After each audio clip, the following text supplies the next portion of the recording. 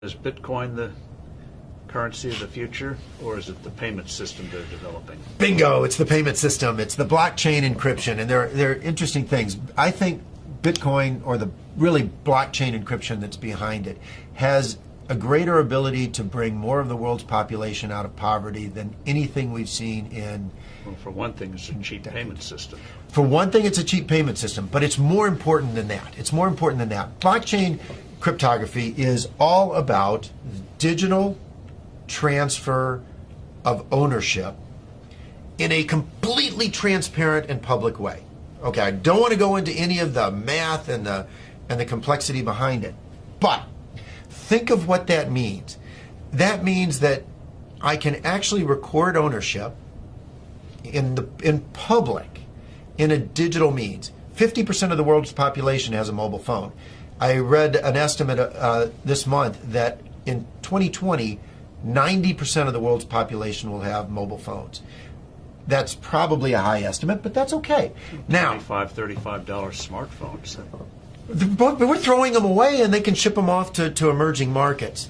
But what's powerful about this, now think about Hernando de Soto. Yes. Okay. The Institute for Liberty and Democracy in Peru. I really think Hernando de Soto should win the Nobel Prize for the work he's done. I hope he does. But he's gone around the world and identified one of the most powerful things to the economy and the creation of wealth, and that is the ownership of property. Which you can then use as collateral. Which you can use as collateral, and when you own it, you will develop it.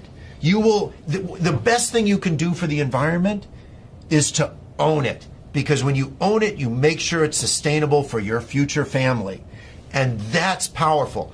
But they don't have the ability to own it. If you live in a shanty town, you operate outside of the legal economy. It's not that you want to operate outside of the legal economy, but you have no ownership of any property. Although in the neighborhood, everyone knows who owns what. And once you introduce blockchain cryptography, guess what they can do? Have a public ledger of ownership and transfer that cannot be denied, because it's absolutely transparent. It's absolutely transparent. It is the means through which these individuals can get exactly what Hernando de Soto thinks they best need to bring themselves out of poverty.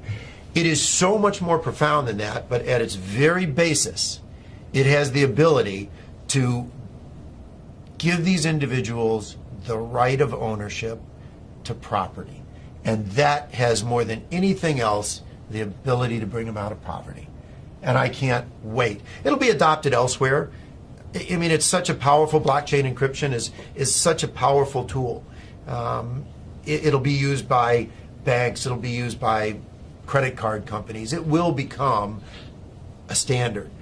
But what's more interesting is what it can do to poverty around the world, to eliminate poverty. But also, what does that mean, that technology mean for credit card companies and the whole payment system, crazy gobbledygook payment system we have today? Very expensive. Doesn't that blow it away?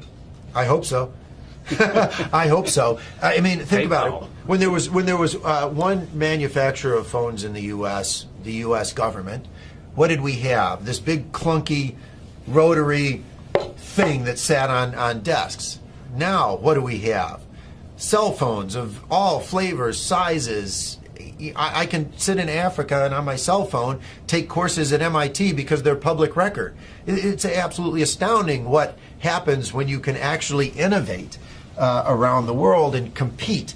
And what is happening is blockchain cryptography, forget Bitcoin, creates a competitive technology, a competitive innovation that these credit card companies will have to adopt. The ones that adopt it first will bring their cost base down. And importantly, if you think about a retail store, and I have this with my kids. My kids are off in college, and they go to a retail store, they use their credit card. And the credit card company costs the retailer $3 to $6. Right, because they reject well, first the fee is high, and then they reject the transaction. Because why is this card suddenly showing up in some city, some place where I don't live? So it gets cut off. Well, with blockchain cryptography, the buyer and the seller automatically trust each other over an untrusted network. That's what's so powerful about it. A blockchain-based transaction is verified within 10 minutes.